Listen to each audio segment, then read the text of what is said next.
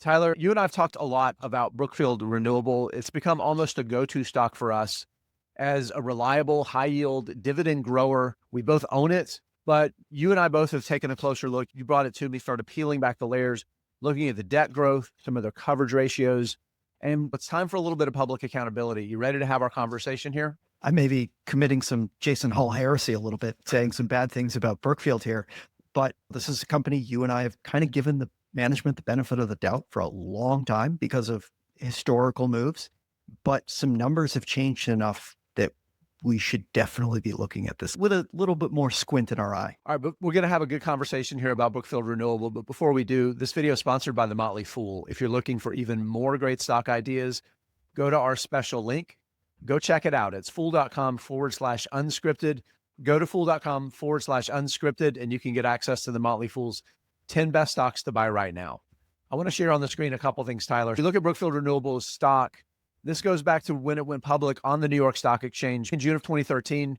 There was a decent amount of underperformance for a while. And then in the late 2010s, the stock rocketed higher, got caught up a little bit in some of the kind of the stock exuberance and mania. And then with a lot of things that have changed, interest rates have gone up, a little bit less excitement around renewables.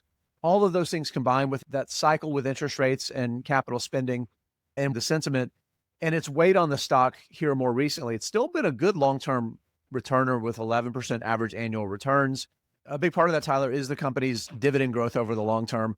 We see a substantial continued raise, and then this cut, there's a little bit of a financial quirk. This is when they created Brookfield Renewable Corporation, and there was a stock dividend that was paid that's not reflected in this. If you include the stock dividend that was paid, it actually would continue higher and higher from there. So again, the story here is dividend growth, a high yield, but what's funded it and what's changed that we really want to highlight? For the longest time, what funded that basically was cash from the business and management's very adept way of kind of finding value in the renewable space, call it the unturned stones or the unpopular places.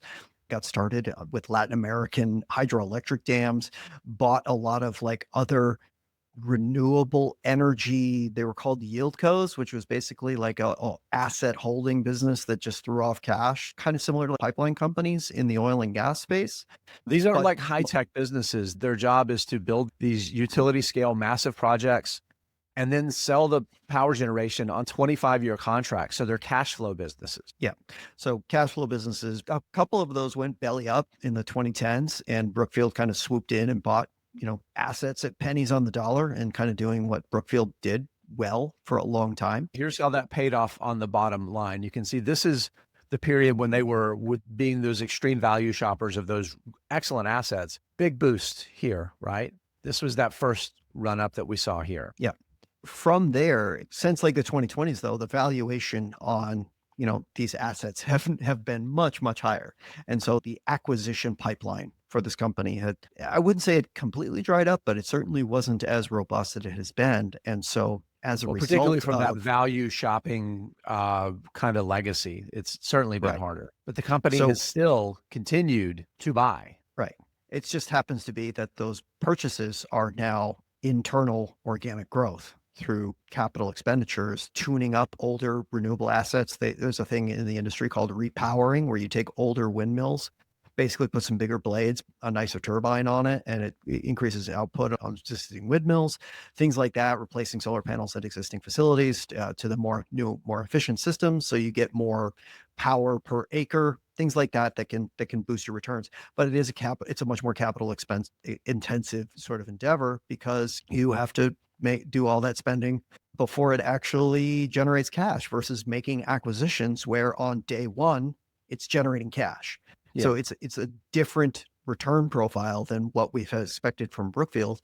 And at the same time, a lot of this big spending and a lot of these deals that has announced that it will be pledging power to new people, they have to build out those assets in a period of higher inflation, higher interest rates, which has in many ways increased a lot of things: debt expense, interest expense, how much it costs to build out these facilities. And as a result, and you saw in the chart, their capital expenditures rates have gone through the roof in recent years. I want to share one more chart that I think does highlight where we see some concern, Tyler. These are two numbers that talk to the solvency of a business in any way. We'll start with the orange line at the top. This is financial debt to EBITDA. This is basically like how much the total debt outstanding for a business relative to, it's the EBITDA being kind of like a stand-in for operating cash flow or operating earnings. And it's a good way of saying how leveraged is a business in any given way.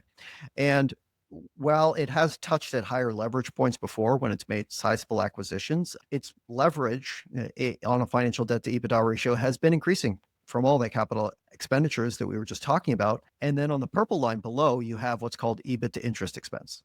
It's also sometimes called interest coverage ratio, which basically means like how much interest expenses you actually have to pay relative to how much you're actually earning on not quite the bottom line because it's before interest and taxes. Basically, what this is saying is that the amount that it's pre-interest, pre-tax earnings are lower than the total interest expense that it has. So its interest expenses are so high that it's basically sapping any bottom line profitability at this current point.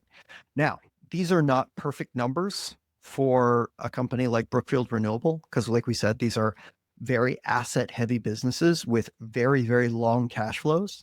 Something like earnings before interest and taxes doesn't take in massive, massive depreciation expenses that are non-cash expenses. So do keep it's a little grain of salt, but directionally, all of these numbers point to a business that has some deteriorating financials. Again, like we said at the top, if this was any other business, and we've discussed businesses like this before, where we've seen deterioration in the financials, directionally speaking, and it's gone kind of sideways. We've seen it with yield codes before, like we mentioned. Tyler, one of the stocks that we talked a lot about a year or so ago is XPLR Infrastructure, which used to be called NextEra Energy Partners.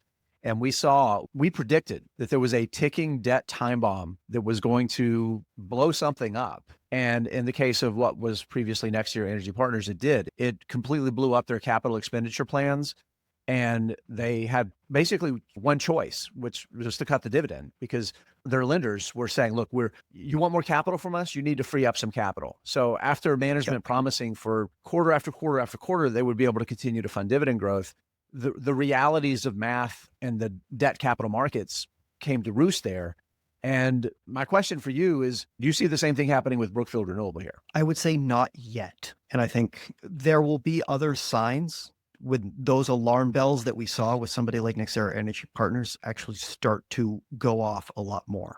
So one of the other reasons also with NextEra Energy Partners that we saw with a challenge with them is their dividend yield started going way, way up. We were talking like double-digit yields, and it was unsustainable. Not because they were growing the payout, which they were, but because the stock price absolutely collapsed. Yeah, stock price kept going down. Their cost of equity capital went up a lot. Double-digit cost of equity capital just to pay the dividend. And it was basically the market was saying, look, we don't think you can sustain this. The price kept going down.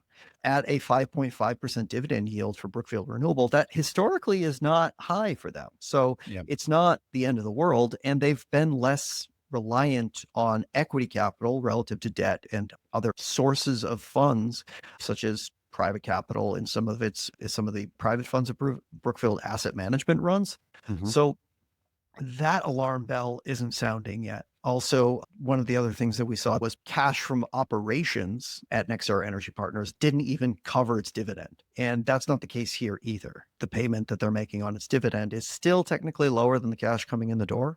And so all of these things still suggest that this business can get through all this. The things I will be watching is how long it's going to take all of this capital expenditures that they're making to start showing up in its cash from operations and actually becoming cash generating assets for them versus how long they're going to be locked up in development. Because if you've got multiple years of development locked up in those capital expenditures, then this could deteriorate a little bit more. So probably over the next year or two, I'm not concerned over that relatively short a time frame, but I will be checking in to see whether or not these numbers are continuing to deteriorate or improving as those new assets come online. This is the visual representation of what you're talking about. Paid a little under $1.1 billion in dividends over the past 4 quarters, brought in about $1.35 billion in operating cash flow. And that number, we've seen it come down. Two other really important things that factor into play. Number one, they're going to continue to deploy capital. In the next 5 years, the company's expecting to deploy $8 to $9 billion into growth opportunities, which if you're following what we've said so far, you're like, okay, this alarm bells are going off here, right? You're saying you're going to basically accelerate your CapEx.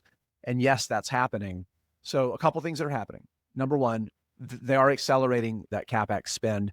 And the way they're spending it is different, like we talked about before, versus buying existing assets at a discount and then immediately becoming accretive and cash flow generative, versus now it's developing and building a lot of things. So you're deploying capital, years ahead of the cash flow coming out, like you talked about. So that is a thing that we're going through right now.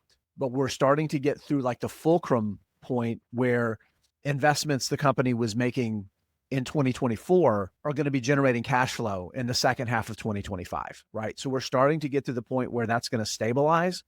And I think maybe the most important thing is the difference between Brookfield Renewable versus that NextEra Energy model. NextEra Energy Partners existed as a place for NextEra Energy, the utility, to get assets and debt off of its own balance sheet and drop them down to a subsidiary that was a separate company and still earn income from it through its equity investments in it and earn the yields.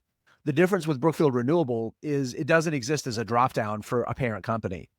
Brookfield Asset Management has these different funds that invest in different categories, including energy transition. They need a business that can run these assets and be the operator.